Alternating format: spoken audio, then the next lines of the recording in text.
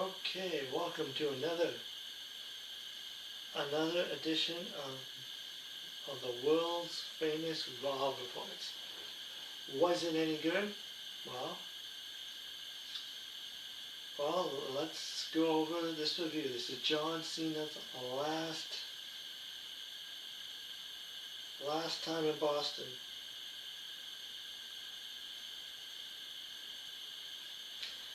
And this is John Cena's second last appearance on Raw. So,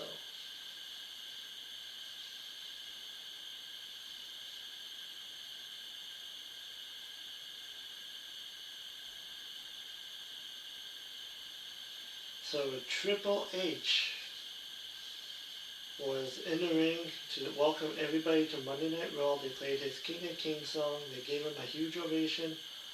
Hunter said that we live in a magical time where we can all be here for a night like this. Hunter said that people don't agree on much. Everybody has an opinion when it comes to this business. Hunter said that they have their own opinions on who the greatest of all time is. Hunter said you can measure it a million different ways. Ability in the ring, charisma, promos, ability to do PR, box office attractions, and they are all subjective. Triple H said he has seen it from a lot of different sides as a fan, a performer, and executives, and so on. Triple H says that he thinks tonight they can all agree that there is one person at the top of the list, one person who is a box office attraction, who left it all in the ring. He was ruthless on the microphone, and can tear everyone apart, did it all with a smile on his face, and he did it because he loved this business as much as anybody on this planet.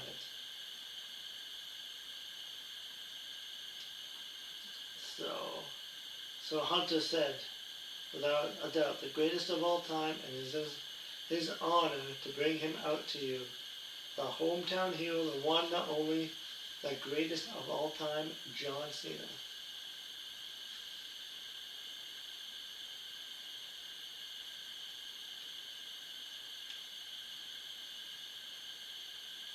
So John Cena made his entrance wearing a Celtic green last time is now shirt for the Boston Celtics.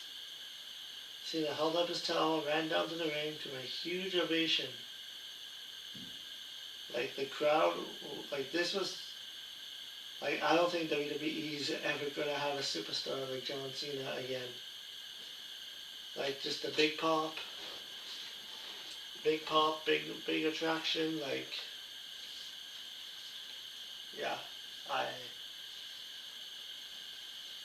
don't think there's a superstar that they have right now that has his charisma and his ability. Because you know how WWE is known for making stars, but we'll see. Cena was granted by Cena chants. He said he's been asked a lot about who he wants to face. The fans chanted, "Thank you, Cena." Cena said that what goes on is a team effort and doesn't happen without the fans, so he thanked them. Cena said he wants to leave this business better than he found it. Well, that's going to be a tough go, considering that they're burying a lot of the younger talent, but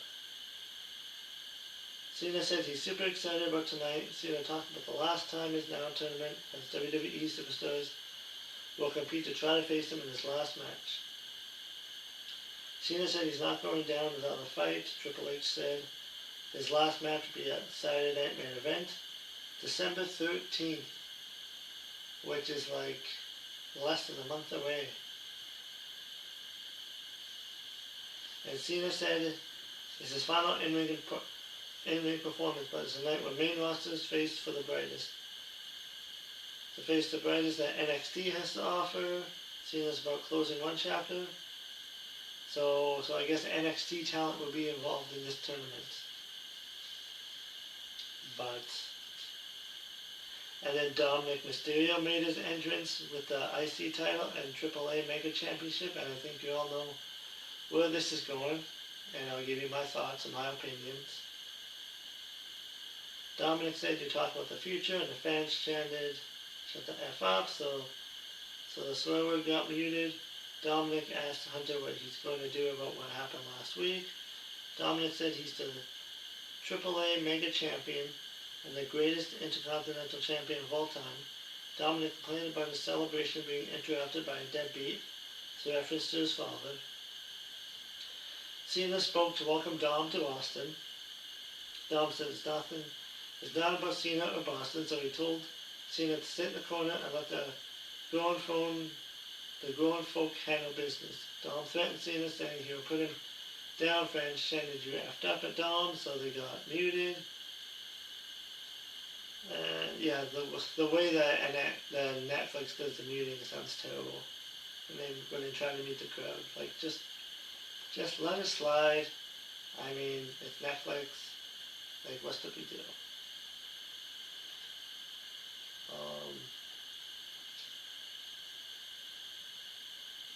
Yeah, and then they went back and forth, and then Triple H said that if he can take this for a second, he agrees with the people in Boston. Hunter said Dom said at any time, any place, any era, Triple H seems like a good era and a good place and one hell of a time.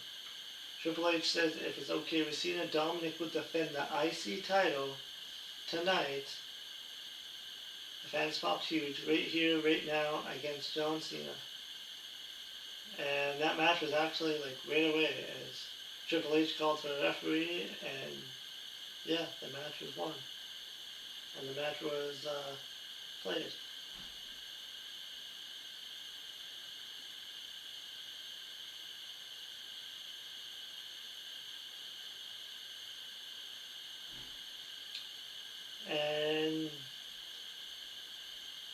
And yes, this match went 14 minutes, and if you guessed it, John Cena won. And look, this was the only title that John Cena did not win in his career.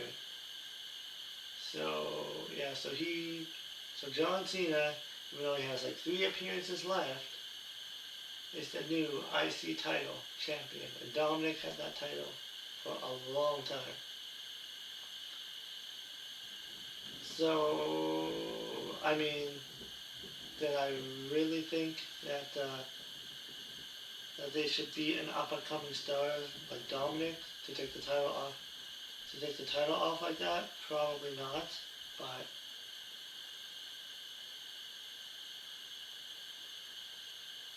like, I'm sure it didn't hurt Dominic. Dominic is still gonna go. He's still gonna be popular with the crowd, but yeah, like, I mean, they just gave the title to Cena just because it's, yeah, just so he can be the Grand Slam champion. He's in Boston, but I don't see the point of putting the title on him if he's gonna be done like in less than a month. And Dominic had a really good run as an IC title champion, but Dominic is a heel, so I mean the fans loved it, and the fans had a standing ovation, but I think what should happen now, so obviously John Cena is going to carry that title for his last match. And I think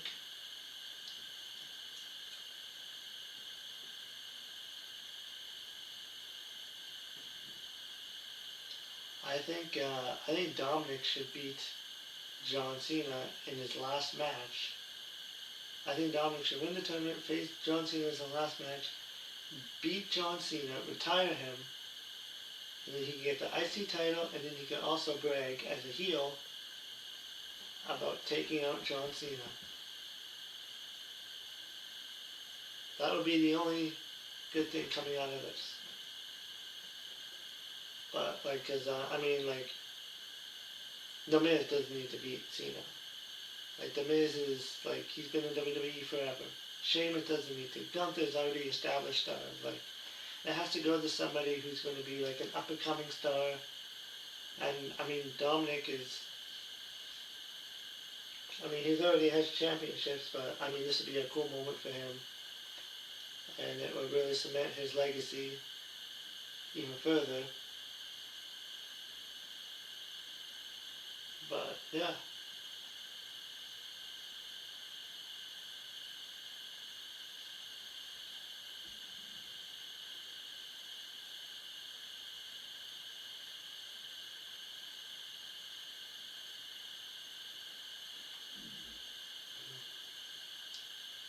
And then and then LA Knight was interviewed by Brian Saxon in the back of the arena. This was during a break for some fans. Knight said he's the best in the business. Knight said in John Cena's tournament that he can now become the Intercontinental Champion.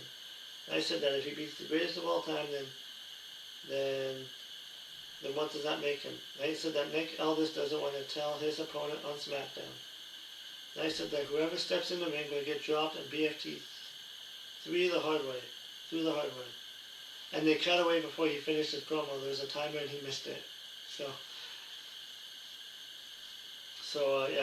they cut off LA Knight's promo because they had a timer and he was taking too long. Yeah, does not look good for LA Knight, but man, LA Knight was like so over with the crowd. He was like super popular, and I mean he still is, but like he should have been world champion by now. Like if they would have booked him properly, he could have been like a really good megastar and a guy that they can rely on to holding the title. But I don't know. They seem to have him lose and do stuff like that. So I don't know. I don't know what they're doing, but yeah. And I'm just a guy on the internet, so. And then they showed John Cena getting congratulations. And another thing about the timer is like, they're on Netflix. You would think they shouldn't have a timer. They should be able to just go as long as they want to on Netflix. So, but, yeah. They showed John Cena getting congratulations from WWE superstars backstage. Rey Mysterio congratulated Cena on the win, and Cena said he hopes Dom learns from it. And then Cody Rhodes, the WWE champion, was there as well to congratulate Cena, because of course Cody Rhodes was. Why wouldn't he?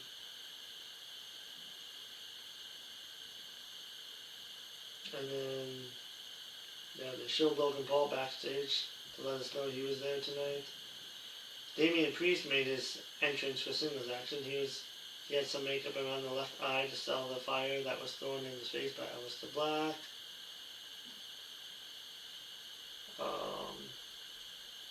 So the last time is now tournament starts with Rusev versus Damian Priest.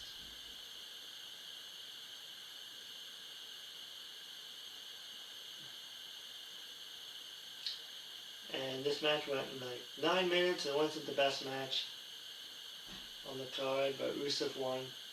So Rusev actually finally got a win. So he'll be moving on into the tournament. And then AJ Styles and Dragon Lee, the World Tag Team Champions, spoke to Raw Adam Pearce about how they wanted to defend the titles. Pearce said he'll find them opponents soon. Pearce after they had a tag team name. Lee said Dragons with Styles in Spanish, and Styles said it was too long. Styles said they'll keep working on it. And then Maxine Dupree spoke to Pearce, saying she was ready for her title match against Becky Lynch. Pearce booked it for next Monday in New York City, the Madison Square Garden. Dupree was excited. Pearce left, and Becky punched Dupree. Lynch told Dupree she doesn't stand a chance. So, I don't know if they're gonna change the titles with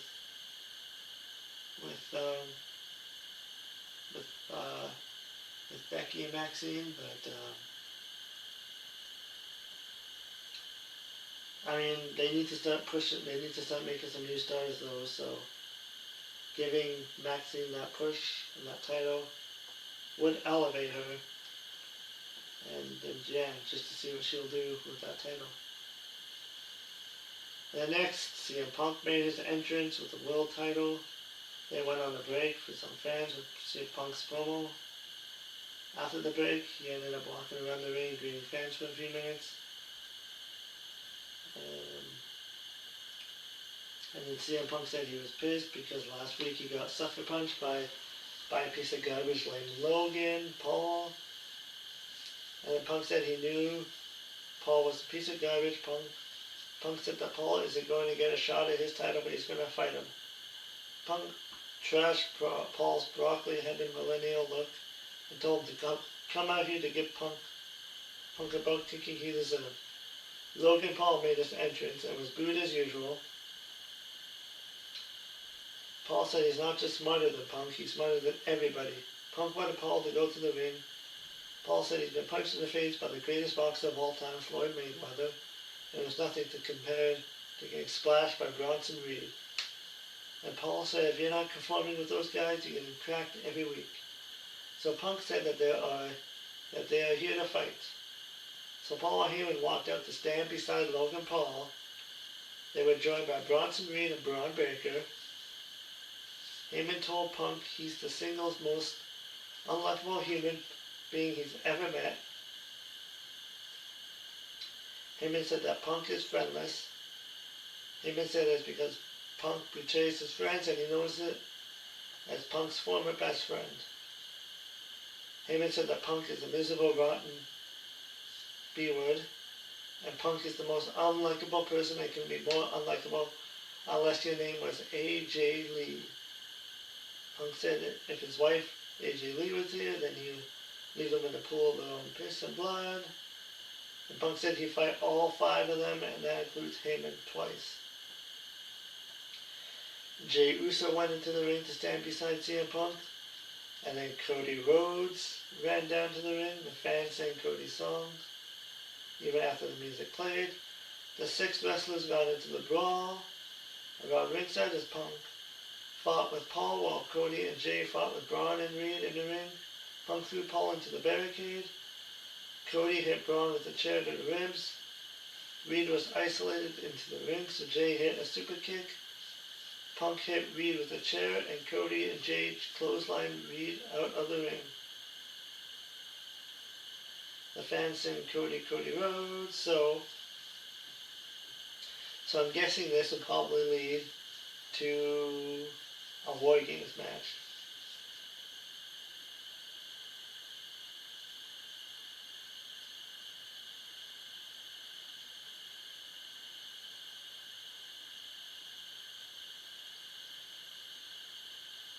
And yeah, the WWE hasn't really promoted War Games much, so. And then Charlotte Flair and Alexa Bliss were showing getting ready for the women's title defense against the Kabuki Warriors later on Raw. So next up was Stephanie Vaquer with Nikki Bella versus Raquel Rodriguez with Roxanne Perez. This match went about 10 minutes. It started really slow, but it got better as it went on. Raquel was on offense for most of it, and Raquel found a way to get the win.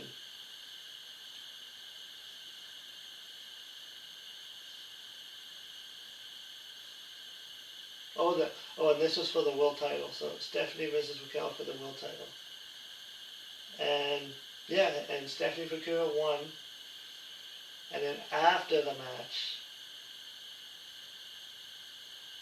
Perez tried to help Raquel, so Nikki attacked and led to Raquel getting the win because Raquel couldn't cheat to win. Okay, so after the match, Raquel hit Vaquer in the head to knock her down. Nikki Bella made the save and attacked Perez. Raquel kicked Perez out of the ring. Nikki grabbed the women's world title and she hit Vaquer in the head with it. The fans reacted to that with a big pop and boos. Joe was shocked by it, while Ray made the point that if you have a title, then you have a target, and that's true. Nikki ripped off the shirt to show her fearless top. And Nikki left looking proud of herself. So it looks like they're setting up for a Stephanie Vaquer versus Nikki Bella title match in 2025. Oh boy. I mean, Nikki Bella hasn't really had any decent matches since she's returned.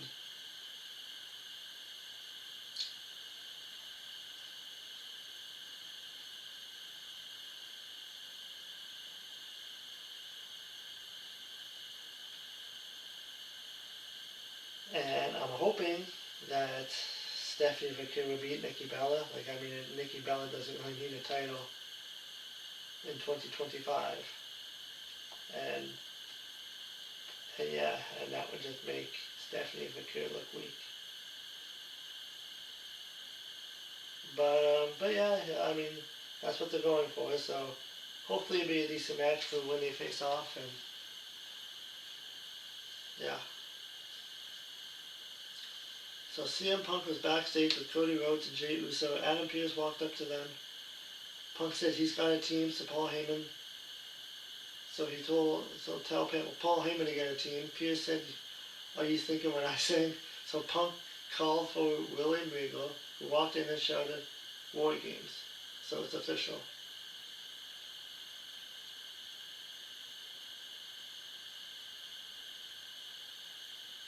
So the next match was the last time is now tournament. Sheamus versus Shinsuke Nakamura. This match went about 10 minutes. It was a good match between two top veterans who are still going strong. And Sheamus got the win because I don't think Shinsuke got a match since he came back to WWE. So they probably just brought him back just to lose, to job. I mean, at least he didn't walk out. So.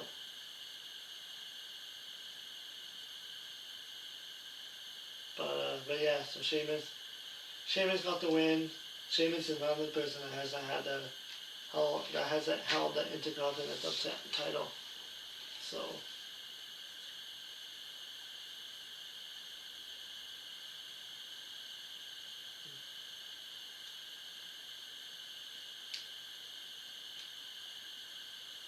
yeah, then next week, the last time is now tournament, and I just want to mention the tournament thing. So AEW is doing a bunch of tournaments. AEW always does a bunch of tournaments. WWE is now starting to do tournaments. Like this would have been good. Like Cena's last match should have been like a good storyline. Like they could have had like a good feud going. And like really just really make the fans really invest in it. Like good pure storytelling. Like they could have just had like top notch. Like especially if Dominic would have beat him, that they could have built that up, and yeah, it wouldn't have been a storyline, but instead they just got matches. So say if it is like Gunther versus Cena, there's like no story, it's just a match. Like I'm kind of old school. I like a good story. I like good storytelling. Storytelling. That's what always got me invested into wrestling. But yeah, but this is modern day WWE and modern day wrestling. So yeah, so next week is going to be Javon Evans from NXT versus Gunther. And Solo Sikoa versus our mysterious partner.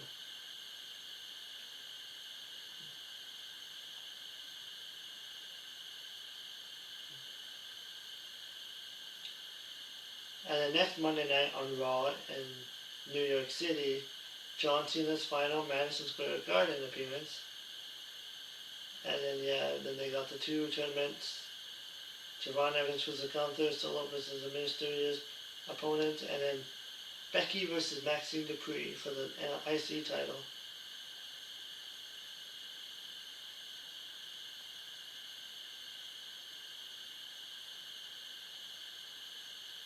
So, and then next up was the main event.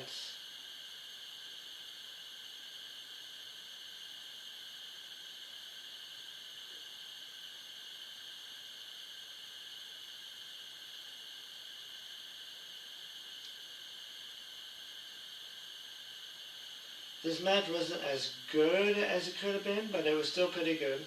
I mean, Charlotte Flair and Alexa Bliss and the Kabuki Warriors, like they're four talented women, and yeah, this match went 12 minutes,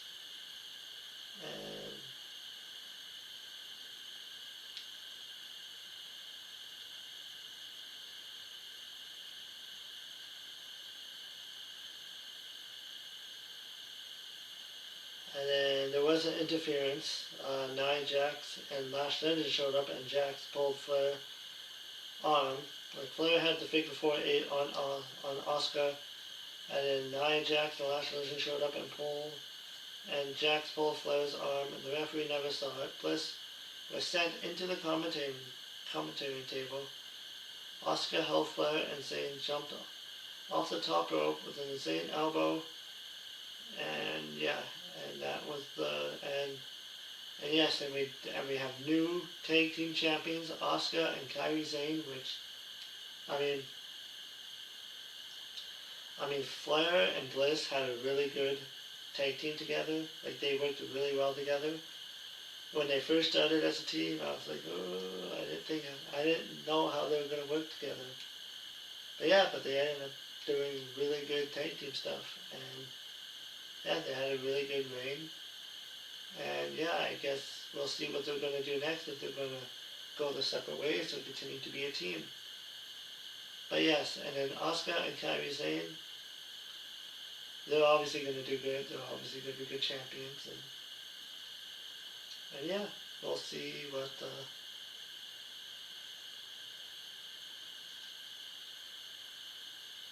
happens.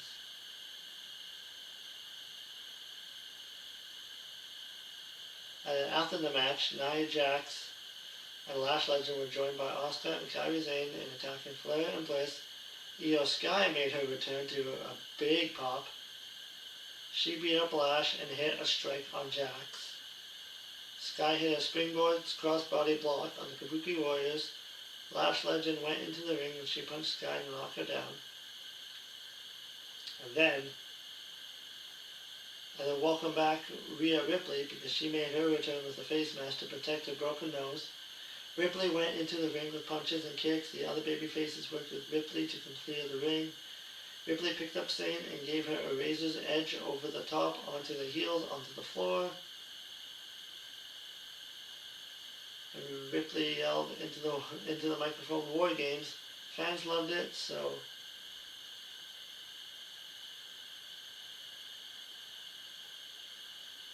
yeah, so now it looks like it's going to be a 4-on-4 War Games match. But now it looks like a 4-on-4 match with Rhea Ripley, Sky, Flair, and Bliss against Asuka, Sane, Jax, and Legend. They could opt to make it a 5-on-5 like we have seen for War Games, if they need to add one more on each side. And Becky Lynch, Jade Cargill, and Nikki Bella can join in the heels. But yeah, I guess we'll see how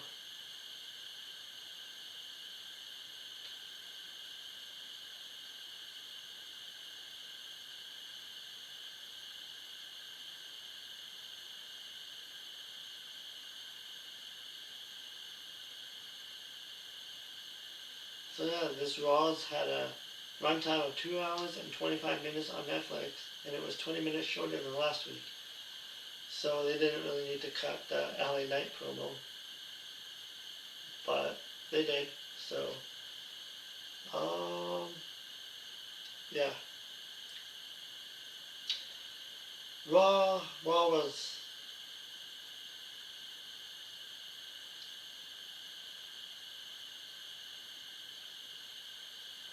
alright.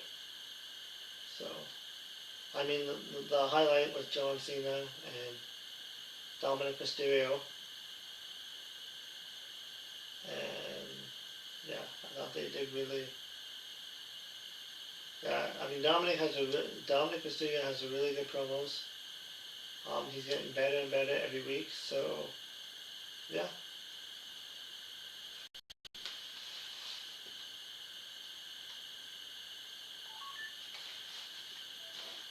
I just I just kind of wish they had more storyline. Like they just have matches. Like WWE used to be all about the storytelling. And that's what made the Attitude Era and the Ruthless Aggression Era so successful, was the storytelling. I say it like almost every time. Like it's just, because if you look back at the Attitude Era, that was like the most popular era in wrestling. And there was barely any matches on the program. It was mostly just like segments and interferences, segments, and then stories. And then they had the big pay-per-view matches, which were really good. But yeah, I mean, all promotions are kind of like that now. It's just AEW even has lack of storytelling. Like, and I mean, so yeah. So I wouldn't say this was the best Raw in the world, but the crowd and John Cena made it made it really good. But I'm wondering what they're going to do without John Cena. Like, when John Cena finally retires and all those other guys retire, would they be able to get the pops and the star power again? Would they be able to make another star? Because John Cena was a Vince McMahon.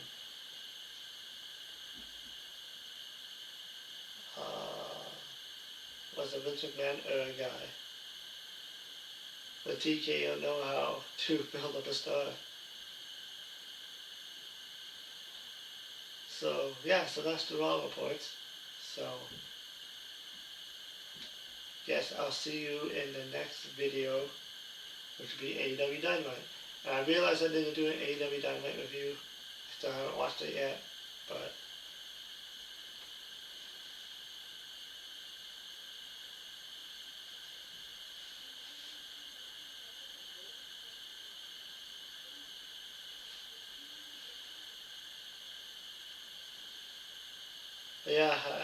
but yeah, tomorrow is AEW Blood and Guts, so I will do a review on that, and I may do a watch along.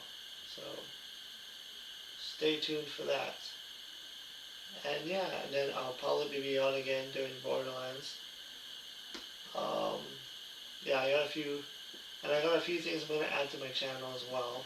I'm going to do some reaction videos, and yeah, and I have a few games lined up I want to play as well, so yeah, so that does it for the Raw review, and I'll see you in the next video.